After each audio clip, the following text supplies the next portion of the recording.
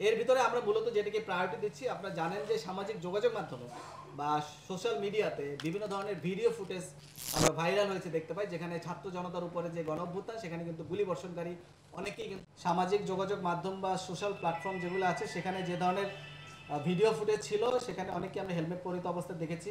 এবং আমরা পরবর্তীতে বিভিন্ন যাচাই বাছাই এবং বিভিন্ন তথ্য প্রযুক্তির সহায়তা তাদের পরিচয় নিশ্চিত করেছি এবং পরিচয় নিশ্চিত করার পরে আমরা কিন্তু তাদেরকে গ্রেফতার করেছি। আপনি দেখতে পারবেন যে এই যে জহুরুল ইসলাম রুবেল, তার মাথায় কিন্তু হেলমেট আছে, আরও ছবি আছে আমাদের এখানে, সবগুলি নেই, যেখানে তাদেরকে পরবর্তীতে আমরা চিহ্নিত করি এবং আমরা আমাদের যে র্যাবের বিভিন্ন ব্যাটালিয়ন কর্তৃক এবং আমাদের যে র্যাবের আভিযানিক দল আছে, র্যাব হেডকোয়ার্টারের গোয়েন্দা শাখার, তারা মূলত এই ছবিগুলি যাচাই বাছাই করছি এবং সেখান থেকে আমরা মূলত এখন পর্যন্ত প্রায় 10 জনকে গ্রেফতার করেছি যাদের হাতে অস্ত্র ছিল। ইভেন আমরা দেখতে পেয়েছি সেখানে AK-47 সদৃশ কিন্তু অস্ত্র সেখানে আমরা দেখতে পেয়েছি। এছাড়াও আমরা দেখেছি দেশীয় অস্ত্র দিয়েও তারা কিন্তু বিভিন্ন ছাত্র জনতার উপর তাদেরকে জখম করেছে এবং তাদেরকে আমরা গ্রেফতার করছি এবং এরকম আমাদের কাছে আরও প্রায় 30 থেকে 40 জনের তথ্য রয়েছে যাদের ছবি আমরা সামাজিক যোগাযোগ মাধ্যম থেকে সংগ্রহ করেছি এবং তাদেরকে আমরা অচিরেই গ্রেফতার আওতা নিয়ে আসবো। এছাড়াও আপনারা জানেন যে বিভিন্ন পর্যায়ের যে সকল নেতারা ছিলেন যারা হুকুমদাতা হিসেবে তাদের নামে বিভিন্ন ধরনের মামলা আছে,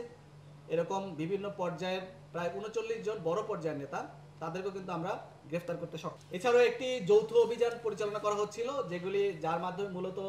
অবৈধ অস্ত্র যেগুলি সারা বাংলাদেশে ছড়িয়েছিল এবং বিভিন্ন থানা বা বিভিন্ন সরকারি স্থাপনা থেকে লুণ্ঠনকৃত যে সকল অস্ত্র অ্যামুনিশন ছিল সেগুলো উদ্ধারের জন্য কিন্তু আমরা একটা যৌথ অভিযান পরিচালনা করছিলাম। এছাড়া একটি নির্দিষ্ট সময় দেওয়া ছিল যেখানে সরকার বলেছিলেন যে যাদের বৈধ অস্ত্র আছে তাদেরকেও কিন্তু সেগুলো জমা দিতে হবে।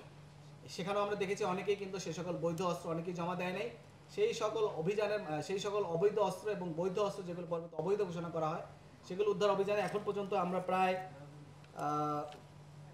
219টি অস্ত্র, 45টি ম্যাগাজিন এবং 10,738 রাউন্ড গোলাবারুদ এখন পর্যন্ত কিন্তু উদ্ধার করতে সক্ষম হয়েছি।